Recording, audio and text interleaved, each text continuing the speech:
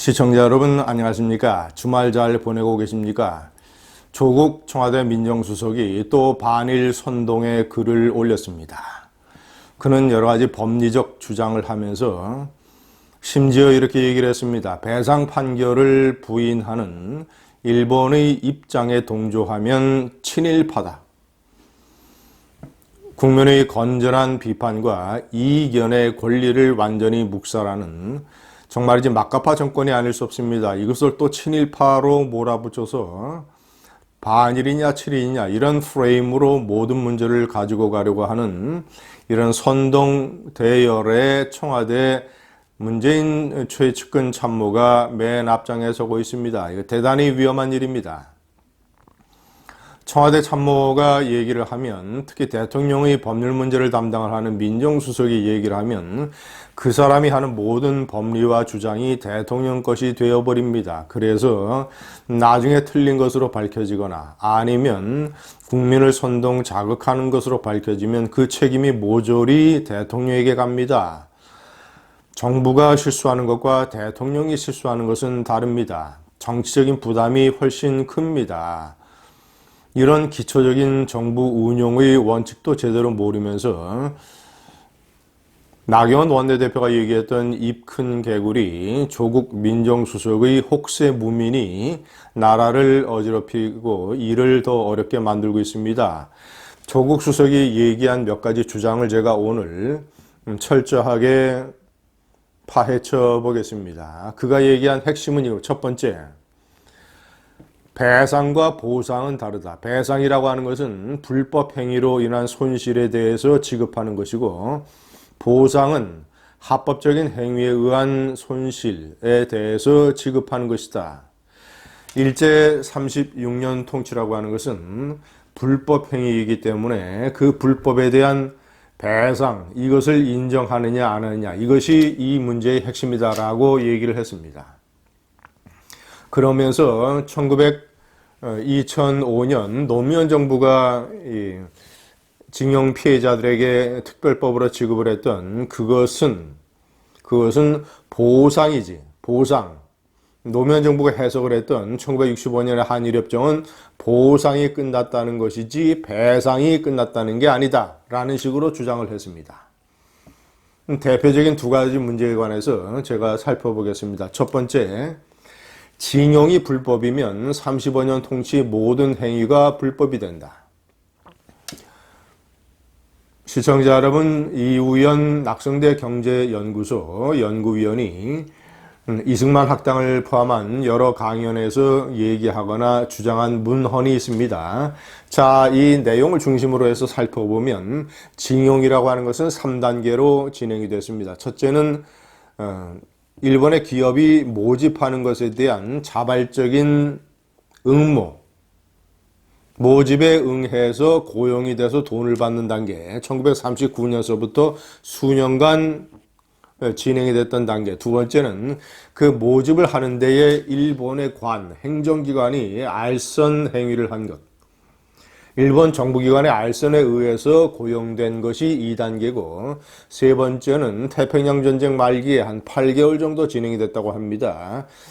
일본이 관련 법령에 따라서 내린 국가총동원령, 이 동원령에 따라서 합법적으로 징용된 것, 징용이라는 것 자체의 강제성이 부여가 되어 있습니다.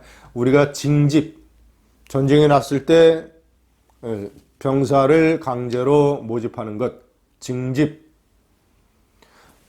이 징집과 똑같이 징용 자체도 강제성이 있는 것입니다. 그 강제성이라는 것은 법으로 반드시 동원되어야 된다라고 했던 것. 전체 일제 말기의 일본 기업에 고용된 노무자 수가 72만 명이라고 했을 때 이 마지막 단계의 징용, 법령에 의해서 강제성이 동원된 징용에 의한 노무자의 수는 10만 정도로 추산이 됩니다. 자, 이 징용도 관련 법령이 있었기 때문에 불법이라고 볼 수 없습니다. 강제성은 있었지만 불법은 아니다. 관계법령, 그리고 똑같이 일본인들에게도 똑같이 적용이 됐습니다. 당시 일본은 조선인도 일본의 국민이라고 생각을 했기 때문에, 아니 법에 따라서 강제 병합이 그런 식의 권리 해석을 가져왔기 때문에 똑같이 국가총동원령을 일본과 조선 두 군데에 적용을 했던 것이죠. 자, 그러면 일본인들에게 실시된 징용도 불법입니까? 자, 모든 것이 조국은 이 식민 지배가 불법이냐 합법이냐 이 문제에서 기인한다라고 얘기를 했습니다. 그런데 이것은 1965년의 한일협정 때도 양국이 첨예하게 맞닥뜨려진 문제입니다. 그런데 일본으로서는 식민 지배를 불법으로 인정을 하게 된다면, 왜냐하면 일본으로서는 각종 조약, 을사늑약이라든가 이런 관련 국가 간의 조약에 따라서 강제 병합이 이루어진 것인데, 이것을 불법으로 규정을 하게 되면 35년 통치에 대한 여러 가지 배상 문제가 따르기 때문에 일본은 완강하게 부정을 했습니다. 반대했습니다. 이것에 관한 논란으로 한일협정을 맺을 수가 없기 때문에 박정희 정부도 양쪽이 이 문제에 관한 명시적인 해석을 협정에 담지 않는 방향으로 정리를 했습니다. 식민 지배가 불법이냐 합법이냐 이 문제는 현재 일단 역사적인 논란의 차원을 이제 다 넘어선 문제입니다. 65년에 이 문제에 관한 양국이 명확하게 입장을 협정에 담지 않는다, 대신 협정의 내용으로 이 문제의 갈등을 풀어버린다라고 한 것입니다. 그래서 청구권 협정이라는 말이 됐고, 청구권이라고 하는 것은 한쪽이 상대방에게 요구할 수 있는 권리 아니겠습니까? 자, 그래서 분명하게 청구권 협정에서 명시를 했습니다. 한쪽 당사, 그러니까 이 한국의 국가나 개인에는 법인도 포함이 됩니다. 한국의 국가나 개인은 이제 징용 피해자들. 자, 한국의 국가나 개인은 일본의 국가나 개인 기업에 대해서 가지는 청구권이 완전하고도 최종적으로 이 협정으로 해결이 된다, 끝났다 라고 명시를 분명히 했던 것입니다.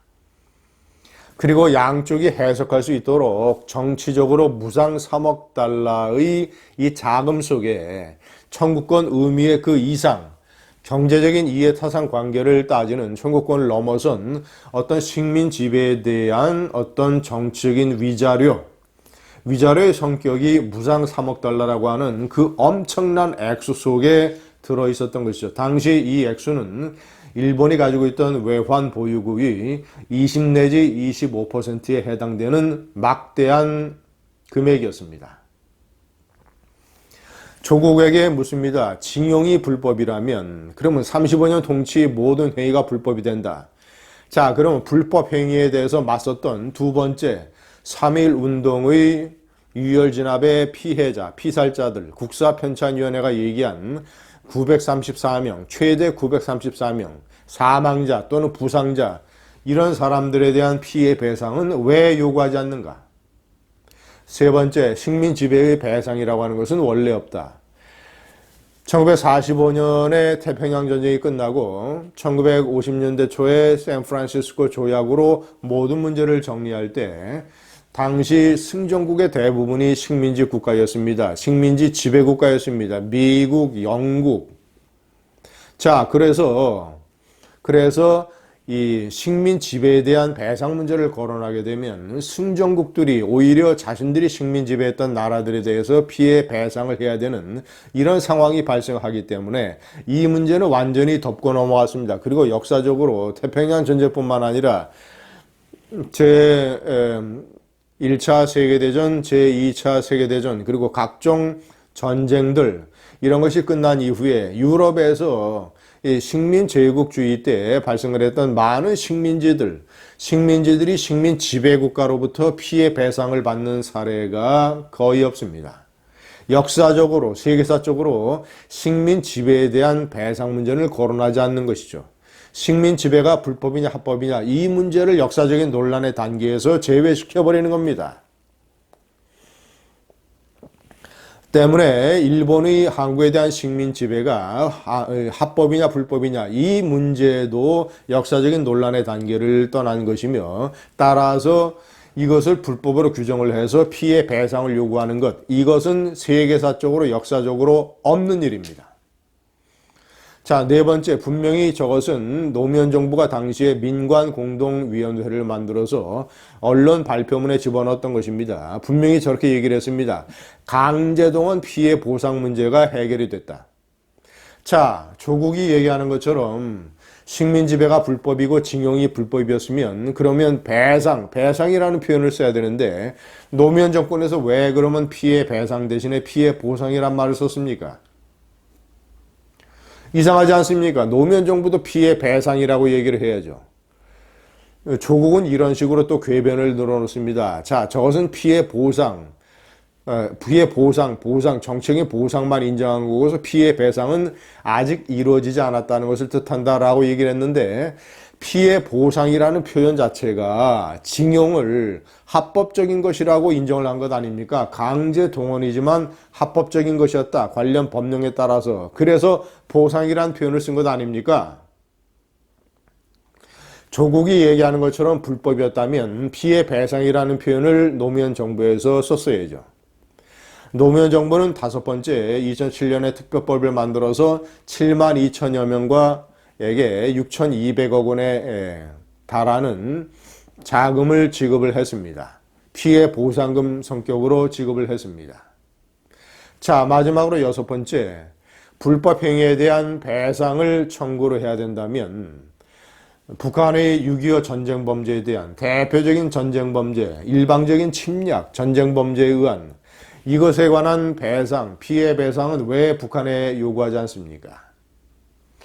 조국, 당신이야말로 정말 아주 정통적인 친북파 아닙니까? 저런 식의 논리라면 당신이 얘기하는 어떤 이 일본 정부의 배상 문제나 또는 이런 징용 문제에 관한 건전한 비판과 문제 제기를 친일파로 당신이 매도한다면 당신이야말로 북한의 저런 입장을 두둔하는 친북파 아니냐. 조국에게 제안합니다. 이 문제에 관해서 저하고 끝장 토론합시다. 그래서 적절한 방식으로 이 끝장 토론을 평가할 수 있는 방안을 강구해서 그 평가에 따라서 만약에 나의 주장이 틀렸다면 나는 모든 사회적인 활동을 포기할 용의가 있습니다. 조국, 끝장 토론에 나오십시오. 감사합니다.